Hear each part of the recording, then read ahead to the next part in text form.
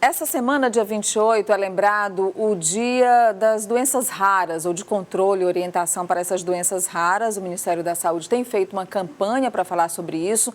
Nós vamos tratar sobre esse assunto no nosso quadro Saúde de hoje. São cerca de 8.000 tipos de doenças raras no mundo. Nós vamos conversar com o médico pediatra e cardiologista, Dr. Marcelo Madeira. Tudo bem, Dr. Marcelo? Bom dia. Bom dia. São milhares, então, de tipos de doenças raras e a gente tem muitas cardiopatias, por exemplo, incluídas nessas doenças raras e muitas outras doenças que, principalmente, de início, é complicado para o médico até fechar o diagnóstico, né? A grande dificuldade, né, no diagnóstico é justamente o desconhecimento. Então, às vezes o médico passa 10 anos em consultório e se depara com um caso ou nenhum caso. Então, a grande dificuldade realmente está no diagnóstico, tá certo?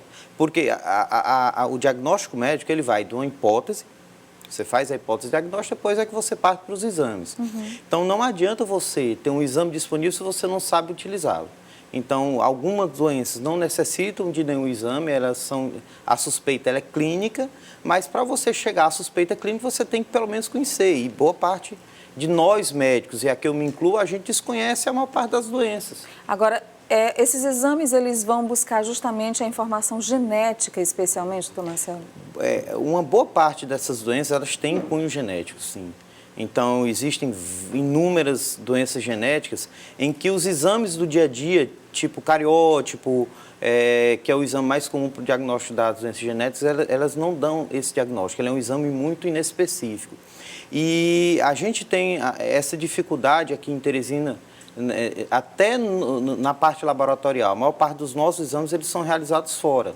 E o conhecimento disseminado junto aos pediatras nessas doenças raras, termina porque o nosso dia a dia é o mais comum, é pneumonia, diarreia, isso na pediatria. Sim. Entendeu? Então, quando você parte para as doenças raras, como o próprio nome já diz, então assim, o pediatra às vezes passa uma vida toda e não se depara com nenhuma vez. Mas é mais comum que as doenças raras se manifestem na infância ou elas podem aparecer também na adolescência ou na fase adulta? Podem aparecer tanto na adolescência quanto na fase adulta, tá certo? As que acontecem na infância, geralmente, elas são geneticamente transmitidas, tá certo? Então, por exemplo, eu trabalho numa parte bem específica, que é a cardiologia pediátrica.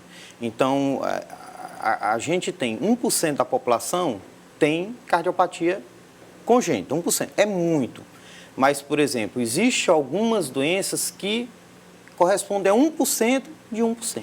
Aí são raríssimas. São raras. Então, assim, é 1 para 1.000. Então, numa população pequena de cardiopatas, às vezes você passa 5 anos sem ver determinada doença. Então, até o diagnóstico. No caso de cardiopatia, o bebê já geralmente nasce com a doença? A maior parte sim, mas existem algumas cardiopatias adquiridas, tá certo? Logicamente, quando a gente fala de cardiopatia congênita, são de nascimento, então tem cardiopatias muito raras. Doutor Marcelo, a gente fala de cardiopatia, mas a gente, que tipos de outras doenças mais comuns, se a gente pode assim dizer, já que são raras, são diagnosticadas precocemente? Algumas doenças autoimunes ou que atingem o sistema neurológico? Pronto, vamos lá. Você falou doenças autoimunes. Então, há uma confusão de infecção de repetição com imunodeficiência. Então, o pediatra, ele tem muita dificuldade no diagnóstico das imunodeficiências. Só um exemplo que você comentou. Então, é uma doença muito rara, existem critérios para você suspeitar, e quando o pediatra suspeita, a gente encontra um outro obstáculo, que é dar o diagnóstico. Primeiro, porque nossa população é pobre. Então, o diagnóstico ele necessita de exames laboratoriais específicos e normalmente caros. Necessita do especialista, então normalmente os especialistas eles têm um difícil acesso. Então tudo isso contribui.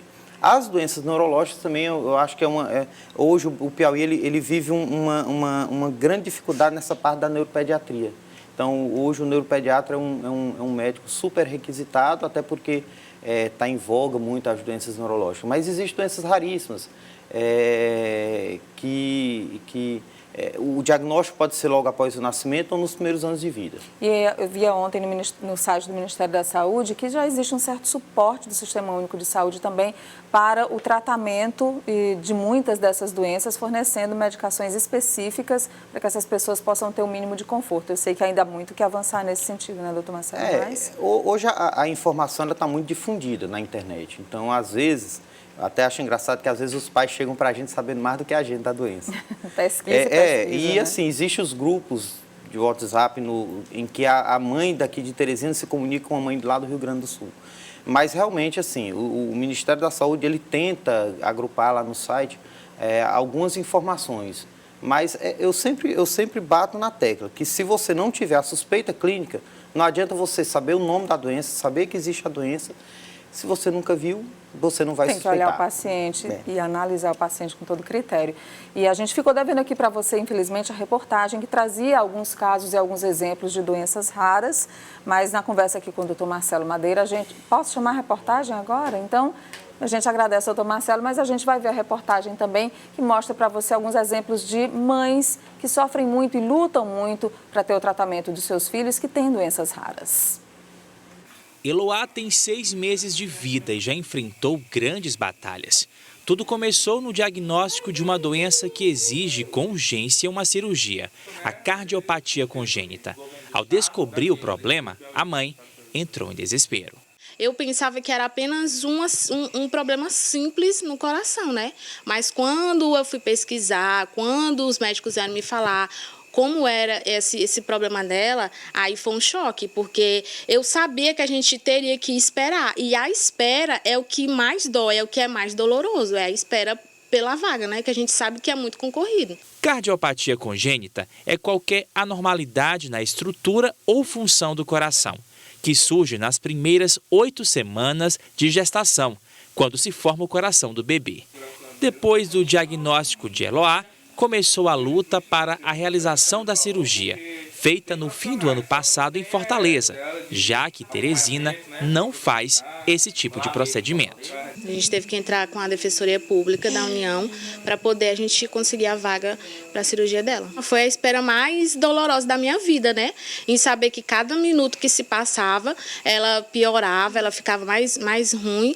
E aí, dependendo do tempo, se demorasse muito mais, a gente poderia nem estar com ela hoje, né? Doenças raras são caracterizadas por uma ampla diversidade de sinais e sintomas. Elas variam não só de doença para doença, mas também de pessoa para pessoa, acometida pela mesma condição. O conceito de doença rara, segundo a Organização Mundial de Saúde, é a doença que afeta até 65 pessoas em cada 100 mil indivíduos. Elas geralmente são crônicas, progressivas, degenerativas e muitas vezes com risco de morte. Na próxima quinta-feira, inclusive, 28 de fevereiro, é o Dia Mundial das Doenças Raras. A data existe em 70 países e tem a intenção de sensibilizar a população, os órgãos de saúde pública e também especialistas para os tipos de doenças raras existentes, bem como as dificuldades que os portadores têm de fazer o tratamento ou conseguir a cura.